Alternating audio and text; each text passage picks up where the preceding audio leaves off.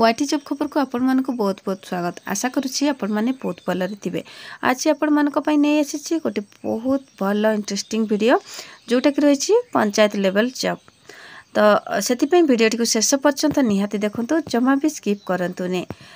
Video भल लगे video को गोटे लाइक कर दिंतु, चैनल को सब्सक्राइब कर दिंतु, सांगसाथी सहित शेयर कर दिंतु, जो द्वारा कि जो मानकर निहाती जॉब दरकार थी पाखे वीडियोटी पहुँच पार और से जॉब्र फायदा नहीं पारे। तेबे चलतु देखी नवा। Odisha staff selection commission OSSC panchayat Raj and drinking water development through आसी रिक्रुटमेंट टी जॉब टाइप रही परमानेंट जॉब रही कैटेगरी रही OSSC job. Name of the post रही Gram panchayat development officer GDPO, panchayat executive officer PEO। Post बाहर एप्लिकेशन मोड रही online. All Odisha candidate apply करें। Place of posting रही ओडिशा। लास्ट डेट किसी मेंशन नहीं, बहुत मेल फीमेल अप्लाई करें। लास्ट डेट रे अवेलेबल सब लिखाई कौन पाई यहाँ हूँ नोटिफिकेशन। आपण मैंने प्रिपेयर होता जिते लास्ट डेट आसीज आउ थे पुणी गोटे नोटिफिकेशन आसो आपण मान को जनईदेवु। आ जो मैंने भी इंटरेस्टेड अच्छा जॉब को करने से भी वेबसाइट चेक करुवे। क्वालिफिकेशन रही candidate must have complete bachelor degree for may recognised. Gram panchayat development officer qualification रही कि बैचलर डिग्री कंप्लीट करेंगे ताहले ए जॉब रे एप्लिकेशन पकाइबा इलिजिबल हो पारे। तेबे एज लिमिट देखा देखो मिनिमम एज रही 21 वर्ष, मैक्सिमम रही 38 वर्ष।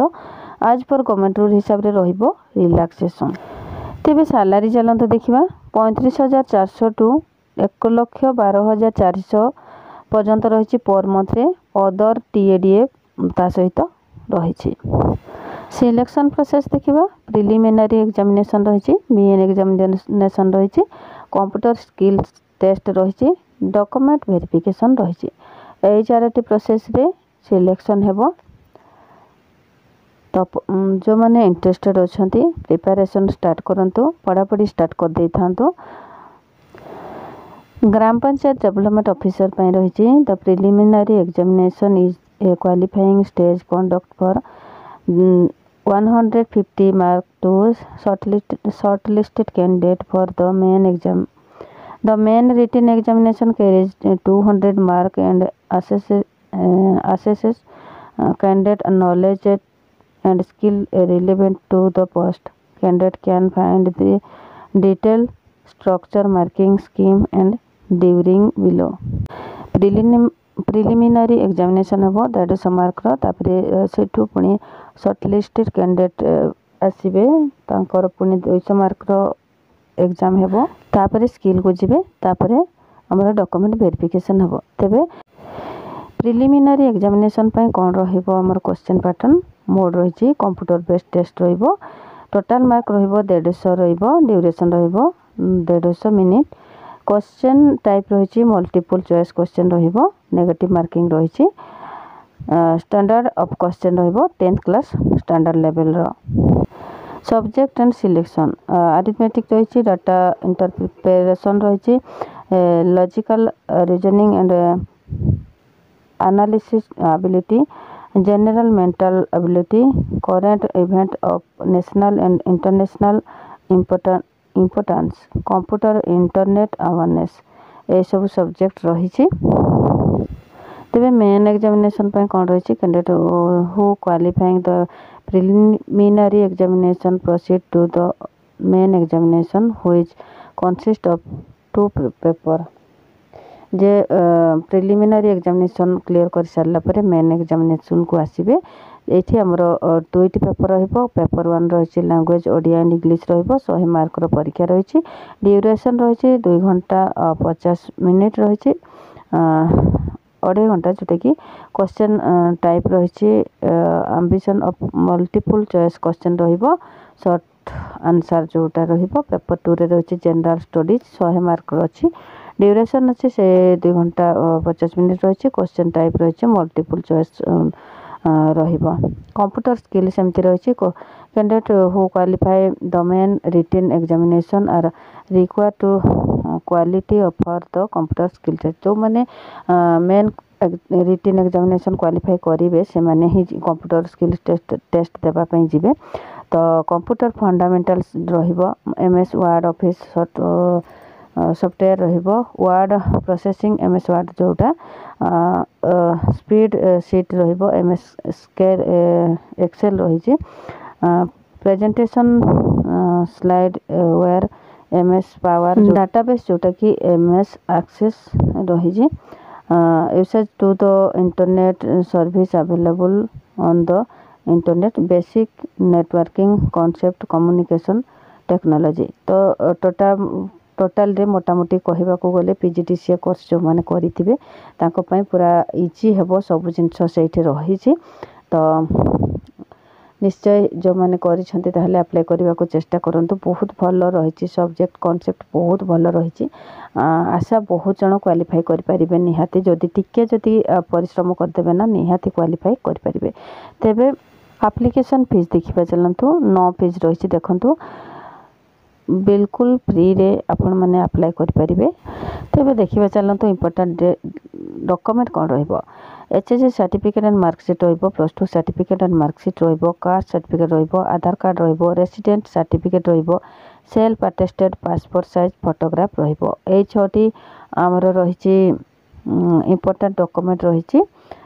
तो देखंतु बहुत केयरफुली भाबरे ताको दियंतु माने जो भी जॉब को करचंती अप्लाई ना ताको भल भाबरे करंतु केयरफुली पढ़ंतु बुझंतु ताको गोटे गोटे करी आपण मानकर डॉक्यूमेंट को रेडी करके पकांतु। तेबे आगो को देखिबा चलंतु डेट कोन रहइबो देखंतु अप्लाई डेट अवेलेबल सुन लिखा है अप्लाई लास्ट डेट और नोटिफाई सुन लिखा है। तेणु जिते बेले भी आपण मानको पुणी थरे अपडेट आसी जिवो सेते बेले पुणी आउ थरे आपण मानको वीडियो माध्यम रे जणाई दिया जिवो सेति आपण सहित जोड़ी होकि रहितांतु बा आपण माने निजे मध्ये ऑनलाइन रे चेक करि परिबे। एबे चलंतु देखिबा निज मोबाइल रे आमे केमिति एई जॉब को देखि परिबा। देखंतु समस्त को मोबाइल रे क्रोम ब्राउजर रही छी क्रोम ब्राउजर रो वेबसाइट को जिबा वेबसाइट रे जाई कि आमे तार सर्च बार रे www.gofficejob.in रे सर्च करले ना एमते सब इंटरफेस आसीबो। आपण माने जहा भी वीडियो रे देखिले सब डिटेल्स आपण माने पुणी थरे देखिबा को पाइबे। वीडियो लास्ट रही इंपोर्टेंट नोटिफिकेशन पीडीएफ लिंक गोटे रही से लिंक रे क्लिक कले पुणी थरे डिटेल्स रे देखिबा को पाइबे केते जॉब कोठी जॉब बाहर तार एड्रेस कौन रही केमती अप्लाई करने को हम सब जिन पुणी आउ थे देखा पाइबे। तो मु आपण मानक ये कही रखी कि जितेबाला भी आपण मैंने जो भी जॉब रे अप्लाई करुँच बहुत भल भाव पढ़ंतु बुझंतु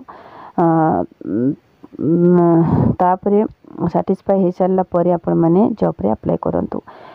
जितेबाला आपण मैंने एप्लिकेशन टी फुलफिल करुँच एप्लिकेशन को बहुत केयरफुली भाव में फुलफिल करंतु डेट सरिबा पूर्वर पकाया को चेष्टा करंतु पहुँचब जमती सेमती पकाया को चेष्टा करंतु इनकम्प्लीट किछि भी रखंतु नाही फॉल्स किछि भी करंतु नाही ए माने जहाँ भी करुँच ना करेक्ट जिनस ही दिंतु कौन पाई ना आपण मैंने जिते बड़े इंटरव्यू देवा को जीवे जो मानकर करेक्ट थिबो जो मानकर ठीक टाइम रे पहुँची थिबो से मानको ही एक्चुअली रे डका जीवो इंटरव्यू पई बा रिटन एग्जामिनेशन पई कि प्रिलिमिनारी पई आपण मानकर जहाँ भी भूल भाल थिबो ना ताहले आपण मानको कोनोसी थिरे डाकिबे नाही बा आपण मानकर पकेबाटा बिल्कुल बेकार ही हेइ जिवो कहले चले।